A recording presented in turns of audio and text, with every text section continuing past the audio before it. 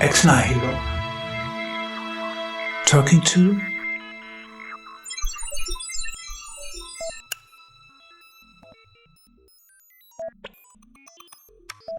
Dear Eliza Mondegreen, welcome to Ex Nihilo. We first became aware of you after watching your lecture on gender as a body modification youth subculture. Usually you immediately find yourself on slippery ice when talking about the gender issue, but your question is unique insofar as you focus on the underlying issues, meaning the prestige someone gains from defining themselves as trans. But first, tell us, what's your background and how did you come to this topic in the first place? Yeah. First, thank you so much for having me on, and it's really nice to meet you too. Mhm.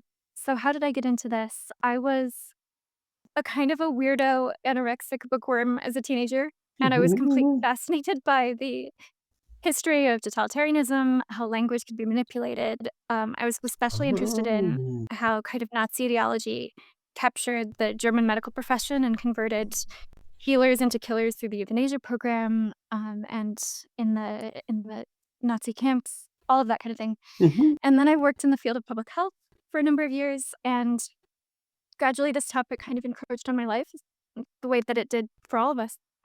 I had friends who transitioned. I had volunteer activities that were kind of completely derailed by the imposition of this ideology, and it also started to filter into my work in the public health sector.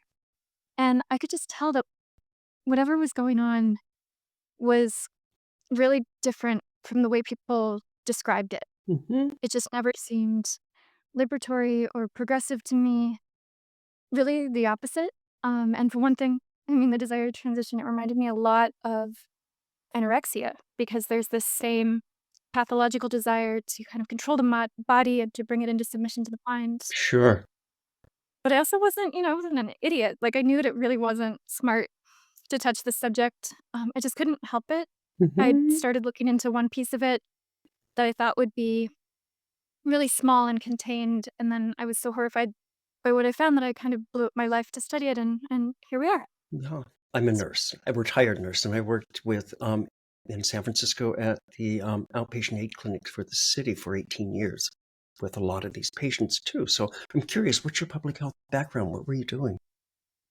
oh, I was a researcher, at a public health nonprofit in the Bay Area. Ah, very good. Okay. Yeah, good. Thank you. Yeah. So, yeah. we briefly look back historically, the trans issue significance is really astonishing. I remember around the turn of the millennium, I worked closely with Christina von Braun, Germany's leading gender theorist, and she was disconcerted that her colleague Judith Butler had reduced gender identity to a speech act, as if he were sitting in front of a computer game Mhm. avatar with superpowers with a click of a mouse. How do you explain how a fringe opinion became mainstream? Even conservative politicians, when asked about the issue, make the widest contortions to avoid being attacked.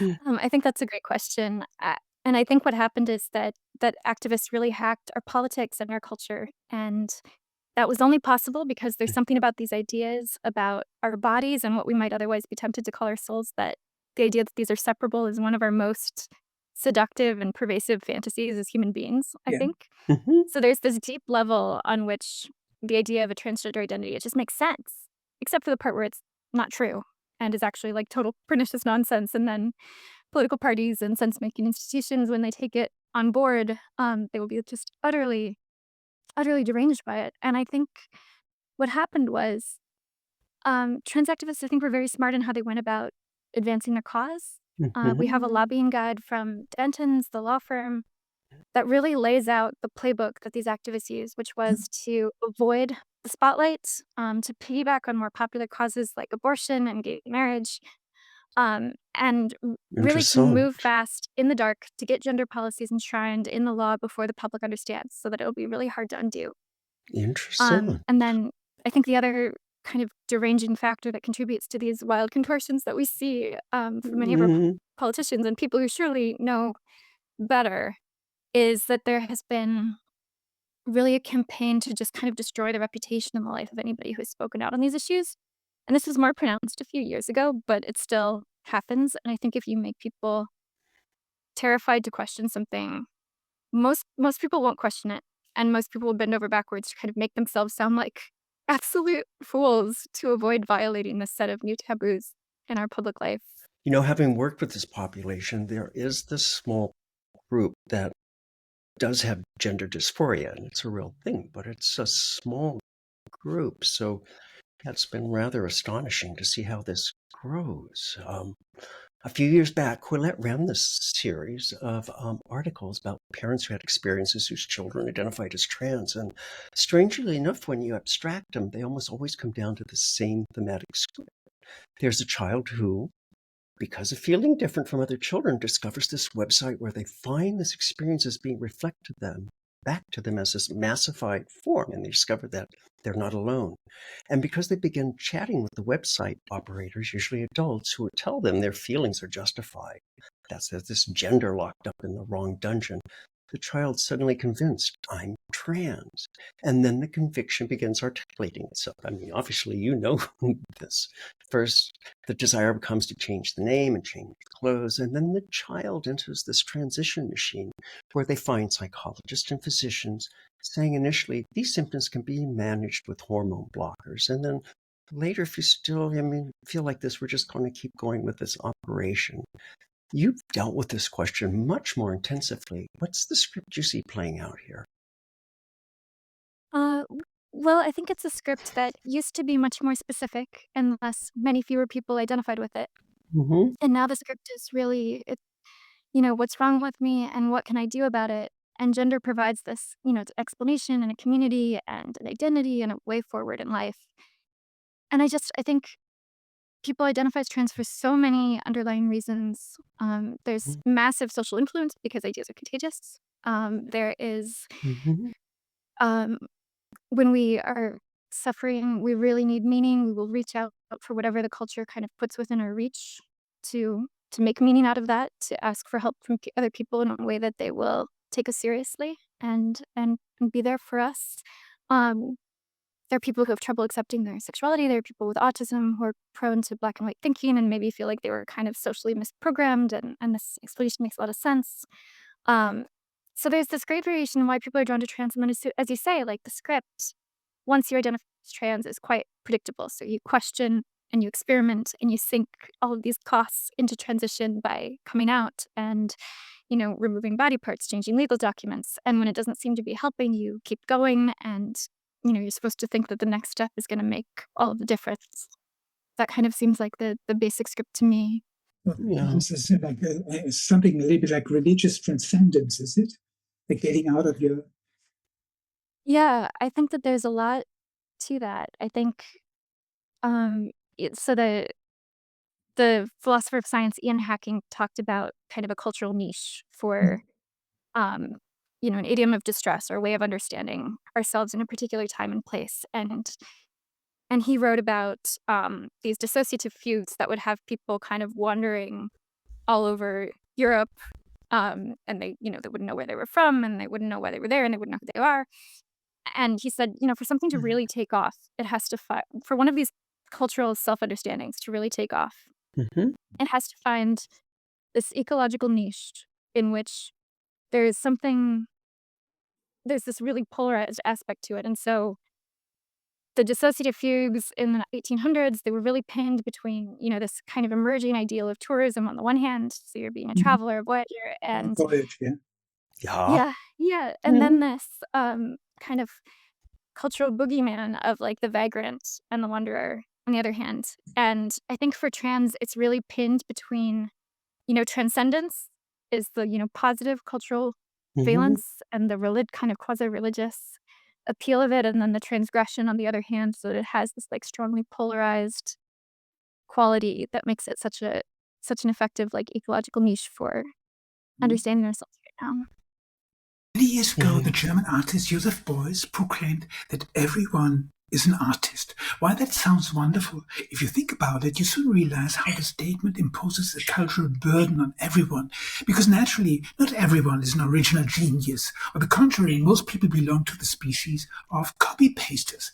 Taken sociologically, Joseph Beuys' statement is absolutely precise.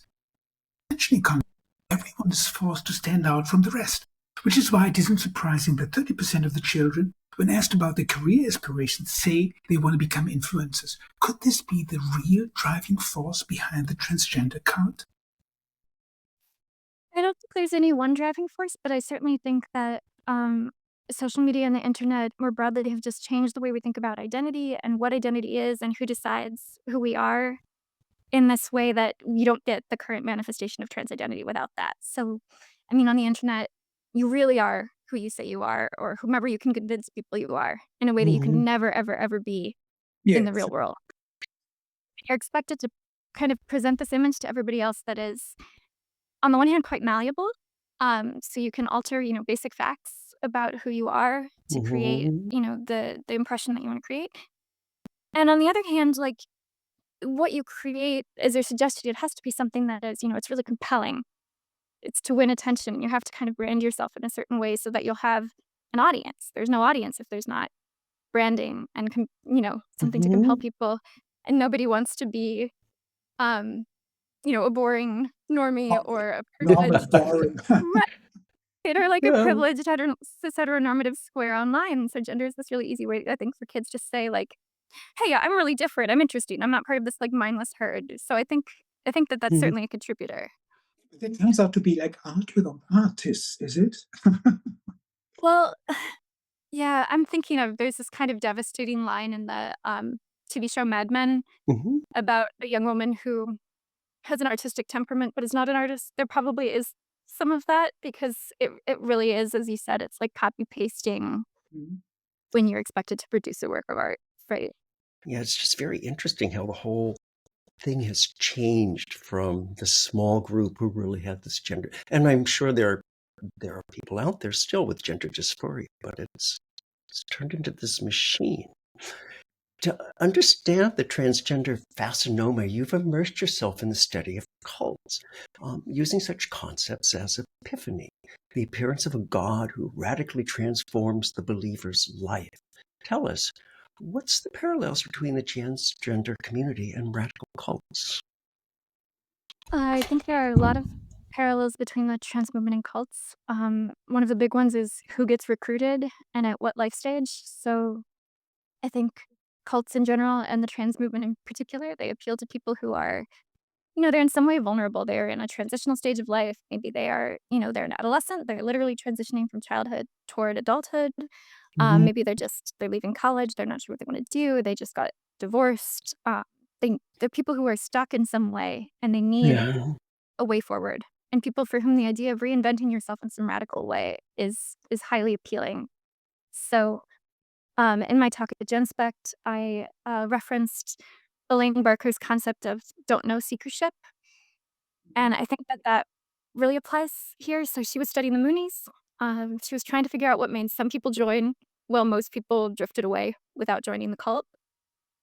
And so she asked her research subjects, what were you looking for when you kind of ran into the Moonies?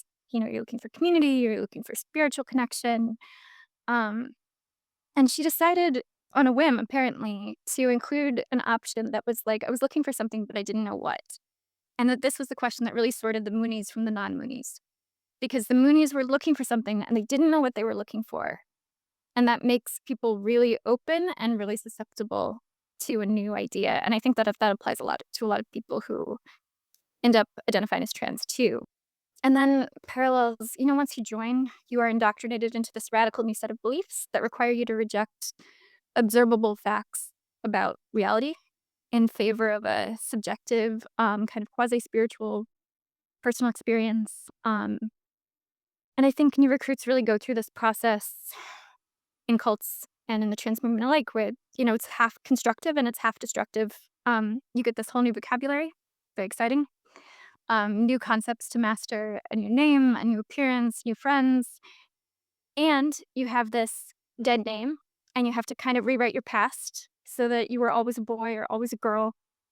And you're kind of at war with your body, and you strain all of your pre existing ties to your family and friends who are, kind of expected to convert or at least to play along or else.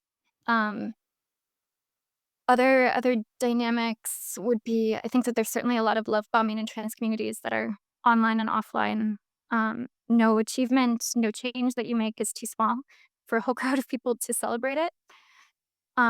This is something that when you are in a setting where you're really love bombed and you're really affirmed, we might say, and then you go back out in the real world feels really unkind by comparison.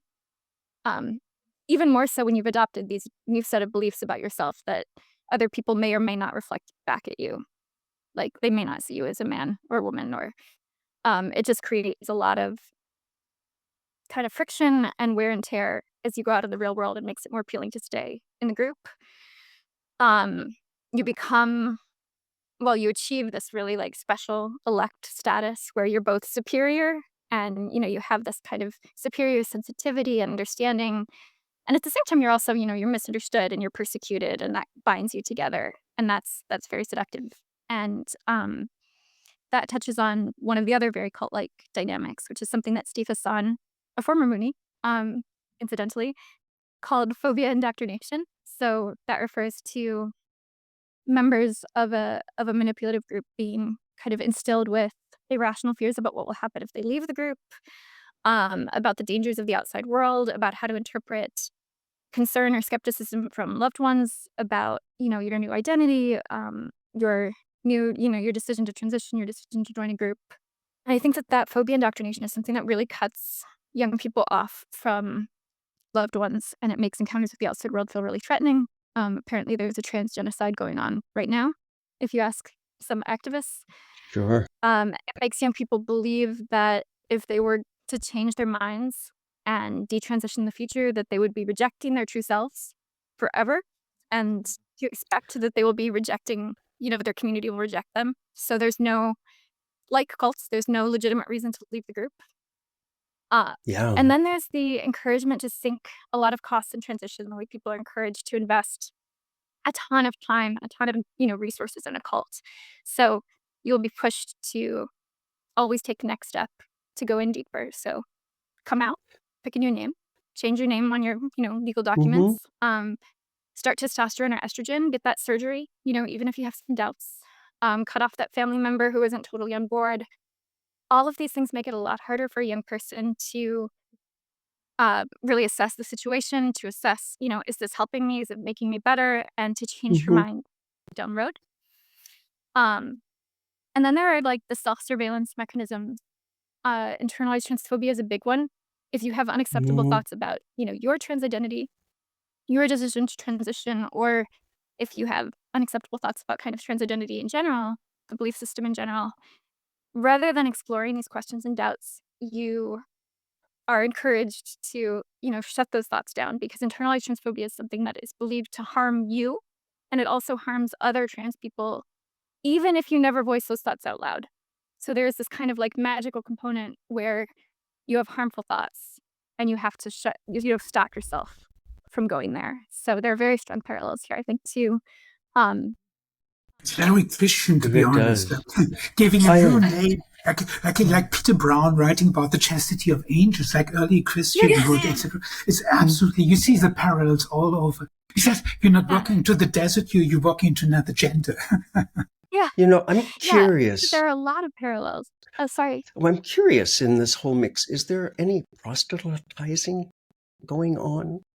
Oh, absolutely. Getting more people to believe the things that you believe is a great way to manage cognitive dissonance and doubt, because then there's something to buy into, right? So there's a lot of like, it's great to encourage people to question their gender. It's great to encourage people to come out. There's a lot of, you see both, as we mentioned earlier, older people on the internet recruiting younger people. So what the Quillette series talked about. And you also see a lot of peer-to-peer influence and and I think the other thing that like really stands out to me is there is a similar disconnect in the trans movement as there is to many cults, where you have this utopian vision of like, okay, we're going to shatter the gender binary. Everybody will be free to be whoever they want to be. We'll remake the entire world in our image, and there will be, unicorns and ponies, and there will probably be grown men dressed up like My Little Ponies. I don't know. And the way that we pursue these utopian ends that we have is through these really shitty, manipulative, sometimes even violent means. And that disconnect is another parallel that really screams out to me when I look at cults and when I look at the trans movement. Is being articulated in today's debate, such as the assertion that gender is ultimately to be seen as a speech act, are bizarrely doctrinaire and only available at the cost of a specific reality denial. Back a little in cultural history, you can see similar debates in the late Middle Ages. People asked themselves what the angels' genders were and how many angels could fit on the lip of the slip on the tip of the needle. This, briefly enough, was the same period when the Inquisition and the witch hunts began, and when anti-Semitism became a popular religion. We've devoted the subject of gender hacked entirely to this question. What have your experiences been? Have your thesis landed you on the front line of the culture war? I don't know about the front line. I would say I really haven't paid anywhere near the price that I think a lot of people have paid who have dissented on this issue. I've been, I think, really lucky on the whole. I was able to finish my research and to write my thesis and not have to make any concessions that I didn't want to make to get it approved. Mhm. Um, but of course, I've lost friends. I've had experience being like manhandled by trans activists when I was trying to attend a talk on my college campus. I've been doxxed, although not very much came out of it. I think the main thing that I lost, and that really I think all of us have lost over the past 10 or 15 years, is just this sense of like ease when you think about like the friends that I've lost. What? I'm sorry. Yeah.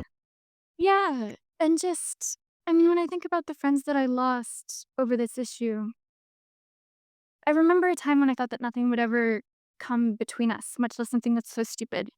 And that's really, really hard to accept. I think that's been the major cost for me. That's why I was asking the question about proselytizing, because what I remember in, when I say the early days, which I mean 1990s, was the trans people that I knew were wanting to be accepted. It wasn't, and it's changed. It's no longer about wanting to be accepted and be your friend. It's about making you believe this is going on. It's a really different shift. Um, in your interview with the Polish blogger Lucas Sakowski, it became Yeah. clear how heavily charged this discourse is. Here's someone who's personally been through both transitioning and the subsequent detransitioning. And as a biology student, he realized the topic's weirdness. He also, as a blogger, has this annual contest for the Biological Nonsense of the Year award, where he receives nominations like people turning into cyborgs and slaves, or biological men giving birth to children. And he identified the trans belief as a pseudoscience. And although his contest was receiving all these accolades in the Polish press, as soon as he began writing about the gender issues, it stopped, particularly when he started talking about his personal experiences. How can this political uproar, indeed the fear of someone like this engenders, be explained? How has the trans issue become a political one that's dividing the gay lesbian community and given rise to terms like TERF or trans exclusionary radical feminist, which turns into farts, or feminism's appropriating ridiculous transphobes? The amazement is how this has turned into such a civil war. Yeah. So Lucas is a very brave young man, and he's also an apostate. So activists had to destroy him because if people listen to Lucas's story, where he's being groomed online, he's being sent black market drugs by a middle-aged internet stranger. He goes to psychiatrists who Oh don't my. actually help him to accept himself as a gay man. They push him further down this medical pathway. If Horrid. people listened to everything that he went through, they would look very differently at the trans movement. And so, to ensure that people don't listen, the activists have to destroy his reputation so no one will take him Mm-hmm. seriously. And ideally, they would harass someone like that so much that he would decide that he just didn't want to speak out at all, that it just wasn't worth it.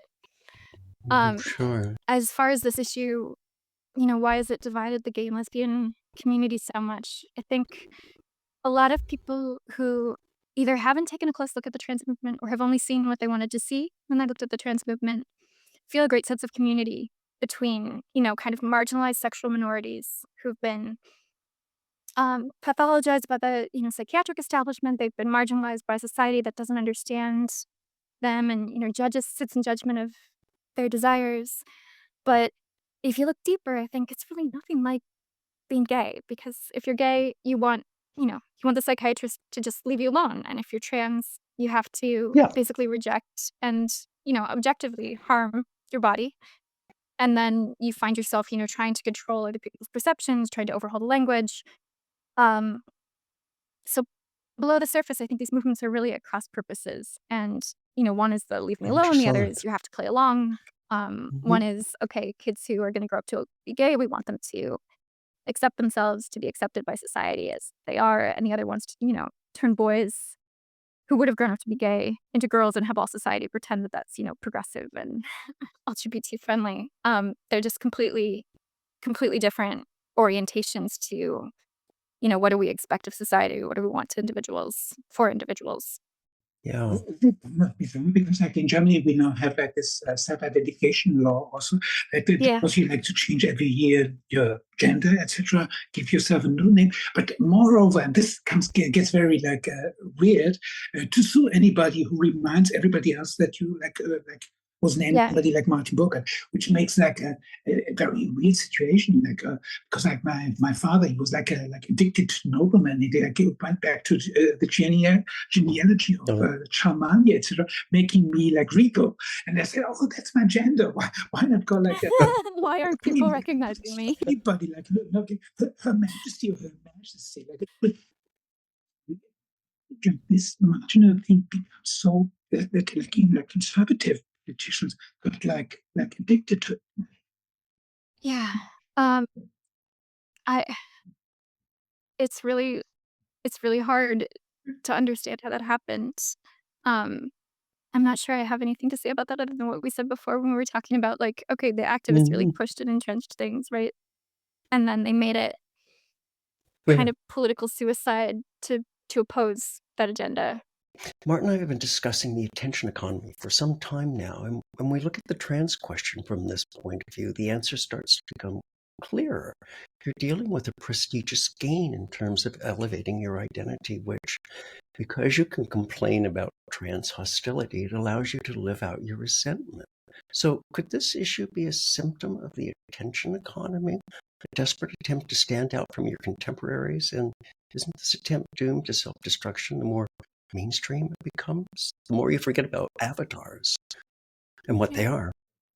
I think a desire for recognition and distinction is an unavoidable piece of the puzzle.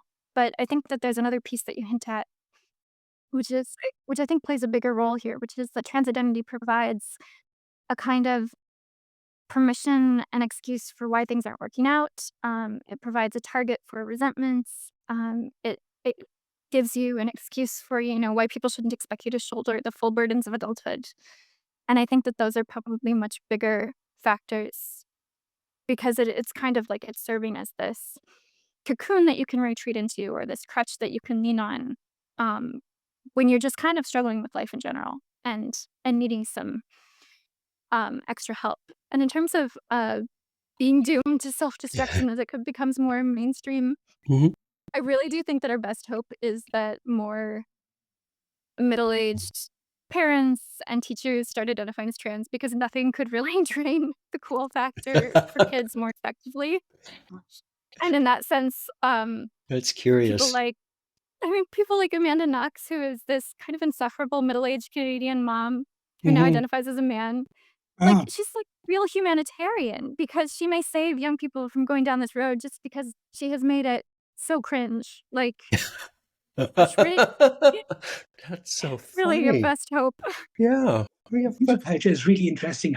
What you identify yourself as a mermaid, or as an animal, like species, etc. Like it's like this is open. Like you get like infinite like genders, etc. But like it's also like infinite like identity like mechanism, etc. And if like you're looking for prestige, you have to be unique. You have to be first mover. Being like everybody else, like is not really fulfilling, is it? Yeah, I think we will see things getting more and more absurd, and there are kids and adults who identify as, I think they call it otherkin, when they identify as like being some kind of animal. If you science fiction writer describing the gender landscape at the end of the first century, what would it look like? Boy, I really never wanted to be a science fiction writer, but Most people do. That's very unusual, my dear. Yes, do tell. yeah. But I guess when I think about, the end of the century, I think it's gonna be really hard and probably impossible to remove this way of thinking about our bodies from our cultural vocabulary. I think that, like, this trans way of thinking where we are these endlessly modifiable avatars that could always, represent ourselves more faithfully if we, had sharper jaws or flatter chests or, like, a deeper voice. I think that way of thinking is here to stay, and I think that we will probably continue to misuse the tools of medicine to recreate ourselves, and it'll become more and more normalized. I think it'll become detached from I think that once it is normalized, it'll become detached from the current kind of structure of justification that gender and gender dysphoria provides. And it'll just be, this is just what people do. We'll have to figure out how to, I think we're trying to find a way to figure out how to live with these enhancement technologies and how to incorporate them in our humanity and our human rights law. And that's going to kind of be the story of the 21st century in a lot of ways, which isn't really an optimistic way to wrap up our conversation.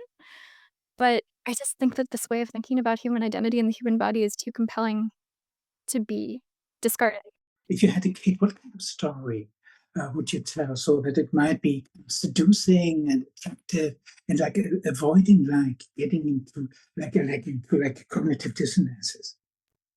What kind of story would I tell them Yeah. to derange them in this way or to Like No. against the To raise them as the trans movement to a certain degree is inevitable, like because equipped with superpowers in the computer. So being forced to be an avatar, you have to design in a way like identity. So I mean, it all astonished that people get into this movement. The weird thing is just like that they kind of like undergo like all these bodily pressures. I mean, it could be wonderful to imagine yourself as a mermaid, whatever, like every fantasy being like cosplay, etc. And to being like a social mask, and to be, I speak like of a individual, like the 90s when I like thought about like the culture of digitization, etc. So being a individual means like being like amorphic, like changing form, etc. So that's kind of like normal to me. But what I do not understand is why would anybody suffer so much pain taking these hormones, like castrating him or himself, etc. Why would you do that? Yeah. I think that's a really good question. I've been thinking lately about the kinds of rites of passage that most human societies used to have and which have fallen apart in a lot of Western societies so that we don't any longer have this kind of prescribed way of moving young people from childhood into adulthood. But those rituals often included like suffering, often included ritual scarification, and it was ways to, show that you were up to a challenge, to show the community that you had changed and to be recognized for that change and to bind yourself, irrevocably as part of this tribe. And I think that trans is kind of this kind of substitute rite of passage for young people. And the suffering that it entails, like it does bind you to everyone else who suffers that way. It tells you to yourself that you are really serious. That what you are doing, you would never choose to do it, and so it's not a choice, so you shouldn't doubt it. It just has all of these functions. And we were talking about like what would be a, kind of a children's fable or something that could talk about all of these pressures on our identities and our bodies. And I think, I don't know, it just makes me think of these fairy tales where the character will maybe get, everything that they wish for. So, King Midas, he wants everything that he touches to turn to gold. But then, he touches his wife, his daughters. Yeah. Everything's contaminated. Right. And and it's incredibly lonely. And I think that the story of, changing our bodies in these ways and trying to present this false self to the world and trying to make it real, that those fairy tales would have to talk about how lonely it is when you have created an impression that you send out to the world that's the only way that you have to interact with people, and it's not true. Like, even if everybody buys into it, you know that it's not true. You know that it's not who you really are. And I think there are a lot of stories that a lot of fables that we could write along those lines that would just kind of lay bare the cost of having certain wishes fulfilled. And the there's just something really, really, really relentless about fairy tales and what they reveal about our fantasies and the aspects that we didn't think about that I hope someone is writing some. Prevent me from what I want. Dear Eliza, Yes, Yes. yes. we thank you very much for the Yes, conversation. thank you. Thank you very, very much. Yes.